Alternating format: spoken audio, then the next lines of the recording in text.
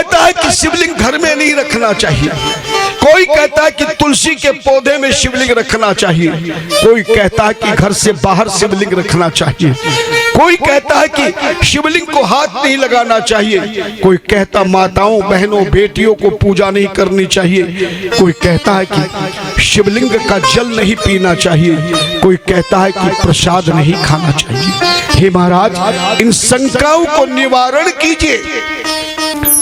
हमारे सनातन धर्म में सूत जी महाराज से प्रश्न किया ऋषियों ने, महाराज कलिकाल के जीवन में एक बहुत बड़ी शंका का भाव है। कलिकाल का भक्त पूजा पाठ तो करता है पर वो भटक जाता है, कभी अटक जाता है, कभी लटक जाता है, इसलिए वो जीवन में पूर्ण धर्म का लाभ प्राप्त नहीं कर सकता। संसार में कलिकाल के ऐसे लोग भी होंगे जो मन घड़ंत बातों को सुनाकर और जो सनातन धर्म के विरोधी हैं, वो शिवलिंग की निंदा करते हुए सनातन के भक्त हिंदुओं को समझाएंगे कि शिवलिंग घर में नहीं रखना चाहिए, महिलाओं को शिवलिंग की पूजा नहीं करनी चाहिए, शिवलिंग का जल नहीं पीना चाहिए, शिवलिंग का भोग प्रसाद नहीं खाना चाहिए। और कलयुग के लोग उन अज्ञानियों के द्वारा जो सनातन विरोधी हैं, पुराणों के विरोधी हैं, वो केवल अपने आप की पूजा कराने के कारण नई नई बातें ऐसे सुनाते हैं जो शास्त्र विरुद्ध है।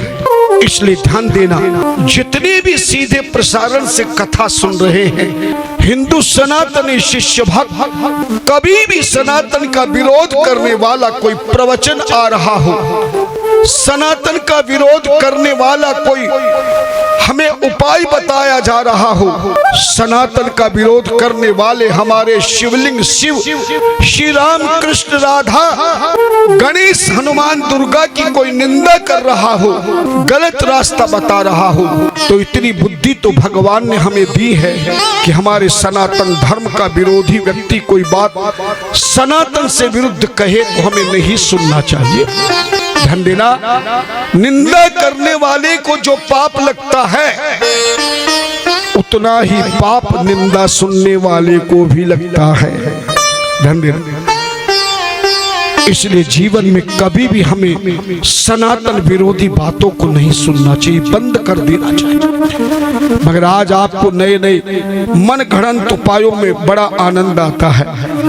आप ज्यादा समझते हैं कि यही बढ़िया कथा सुना रहे हैं, चाहे वो कितना निंदनीय शब्द निकाल दे भगवान के लिए, फिर भी हम कुछ कहते नहीं है। शास्त्र कहता है कोई गुरु की निंदा करे, कोई संत की निंदा करे, सनातन धर्म ग्रंथ की निंदा करे, पति की निंदा करे, माता पिता की निंदा करे, दादा दादी की निंदा करे, भगवान के मंदिर की निंदा करे, भगवान की मूर्तियों की निंदा करे, पूजा की निंदा करे, कहते उस समय दो काम करने चाहिए।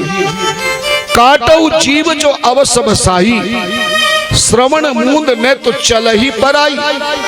अगर आप बलवान हैं जो निंदा सुना रहा है, तुरंत उसको जाकर के रोक देना चाहिए कि ये निंदा कथा व्यास गद्दी से नहीं चलेगी। अगर टीवी पे सुन रहे तो तुरंत चैनल बंद कर देना चाहिए। और यदि आप कमजोर हैं तो वहां से कान बंद करके चले जाइए। आशंका दे रहे ऋषिवर कहते हैं, सूत जी महाराज, कोई कहता है कि शिवलिंग घर में नहीं रखना चाहिए, कोई कहता है कि तुलसी के पौधे में शिवलिंग रखना चाहिए, कोई कहता है कि घर से बाहर शिवलिंग रखना चाहिए, कोई कहता है कि शिवलिंग को हाथ नहीं लगाना चाहिए, कोई कहता माताओं बहनों बेटियों को पूजा नहीं करनी चाहिए, कोई कहता है कि शिवलिंग का जल नहीं पीना चाहिए, कोई कहता है कि प्रसाद नहीं खाना चाहिए। हे महाराज, इन शंकाओं को निवारण कीजिए। तभी सूत जी महाराज ने कहा, हे मुनियों तुम धन्य हो, कलयुग के प्राणियों के कल्याण के लिए, शंका के समाधान के लिए, जीव के उत्थान की भावना से आपने जो प्रश्न किया है मैं अवश्य बताऊं। सबसे पहले सुनने वाले जो सूत जी कह रहे वही मैं सुना रहा हूं। और जैसा ऋषियों के मन में शंका है, आपके मन में भी ये सब शंकाएं हैं। आप कई बार कई व्यक्तियों से पूछते हैं और सनातन धर्म में एक जैसा उत्तर कहीं नहीं मिलेगा। कोई कुछ कहता है, कोई कुछ कहता है, कोई कुछ कहता है। अनंत शास्त्राणि बहुलाच विद्या अल्पस्य कालो बहुविघ्नता च यत्सारभूतम तदुपासनीयम हंसो यथाक्षीर मुआविमध्यात्। चाणक्य जी कहते हमारे सनातन धर्म के बहुत शास्त्र हैं, एक पूजा दिन में करे और 4 पूजा रात्रि को करे।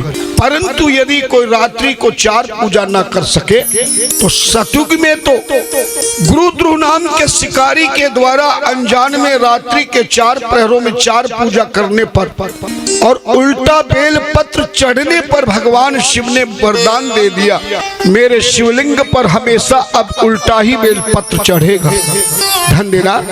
और 4 पूजा सतयुग में करना परम आवश्यक है। एक दिन में 4 रात्रि को, त्रेता युग में एक दिन में 3 पूजा रात्रि को, और द्वापर में 1 पूजा दिन में और 2 रात्रि को, और कलयुग में यदि कोई 4 पूजा ना कर सके, एक दिन में पूजा करे और 1 रात्रि को अवश्य पूजा करनी चाहिए। और पूजा करते हुए शिव महापुराण के आधार पर जो हमने शिकारी की कथा सुनाई है, वह शिकारी की कथा सुने बिना आपकी पूजा का फल प्राप्त नहीं होगा। सुनाने वाले भी अलग अलग भावनाओं से सुनाते हैं, लेकिन हमें वही बात हंस की तरह सुनना चाहिए। हंस जैसे दूध और पानी को मिलाने पर केवल दूध को पीता, पानी की निंदा नहीं करता, छोड़ देता है उसे। ऐसे ही हमें भी जो काम की बातें उसे ध्यान से सुनना चाहिए और विरुद्ध बात को ना सुने। सबसे पहले आपको बताना चाहूंगा शिवलिंग किसको कहते हैं। शिवलिंग का अर्थ क्या है?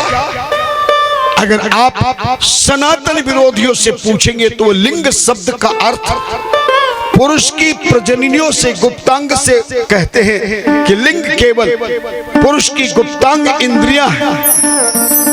मगर ऐसा वही मूर्ख लोग कहते हैं, अज्ञानी कहते हैं, जिन्होंने कभी संस्कृत नहीं पढ़ी है, शास्त्र नहीं पढ़ा। और उनको जवाब देना, अगर लिंग शब्द का पुरुष की इंद्रियां हैं, गुप्तांग है, तो संस्कृत में 3 लिंग दिए गए हैं। पहला पुरुष लिंग है, जिन्होंने संस्कृत पढ़ी है, शुरू की क्लास में पढ़ा दिया जाता। 3 प्रकार की चिन्ह है। पहला पुरुष लिंग है, दूसरा स्त्री लिंग है, और तीसरा नपुंसक लिंग है।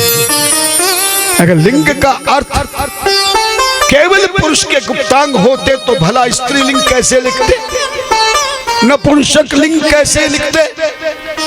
इसका मतलब है कि संस्कृत में लिंग शब्द का अर्थ होता है चिन्ह,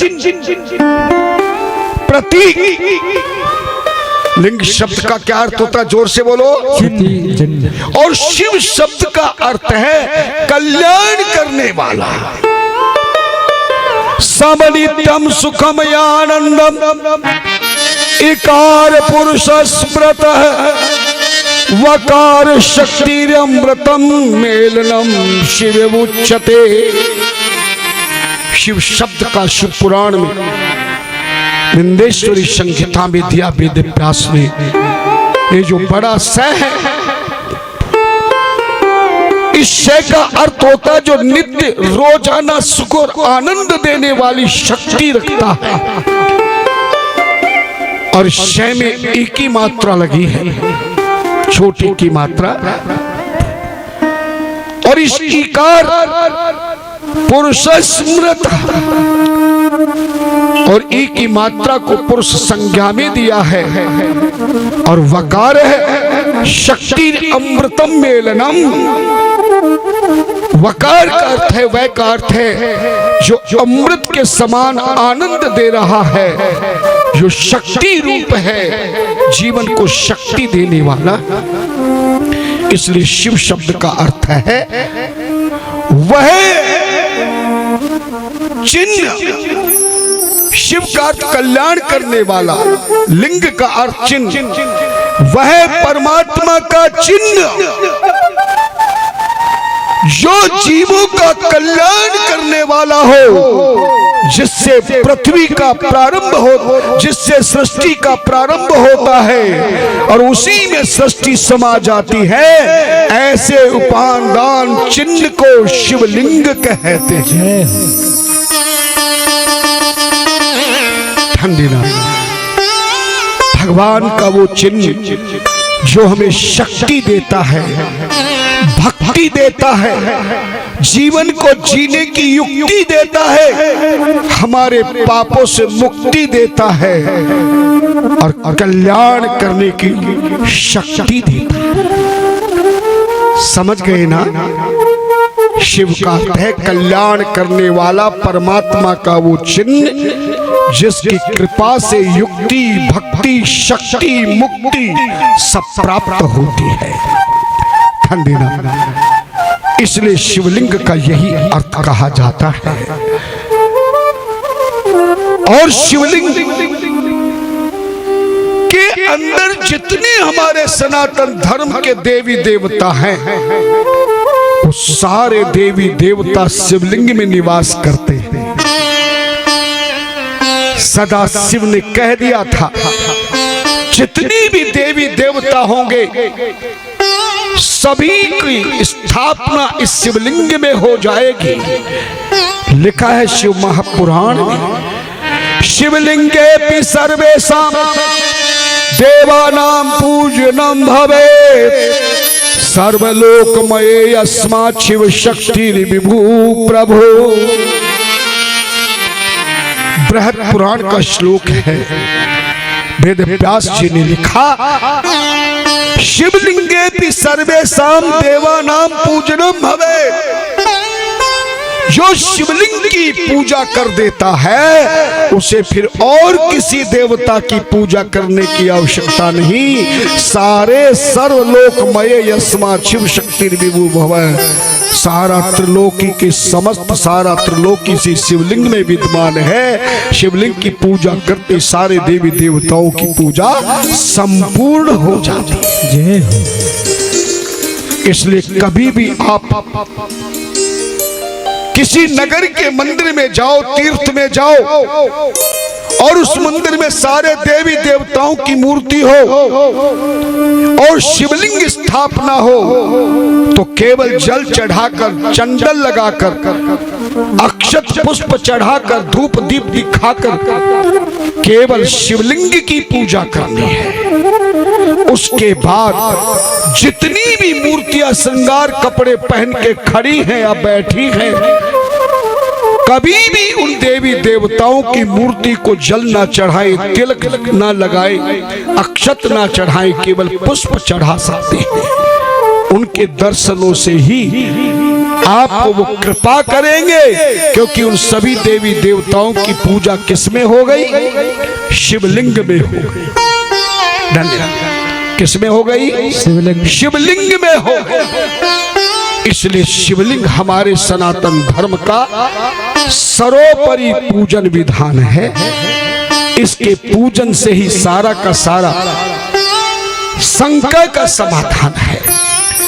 और जो शिवलिंग के चारों तरफ जो हम जल डालते हैं, उसके गोलाई में जो बनी और जल बाहर निकलता है, उसको हमारे यहाँ जलहरी कहते हैं। आपके मध्य प्रदेश में क्या कहते हैं उसे? जलहरी है।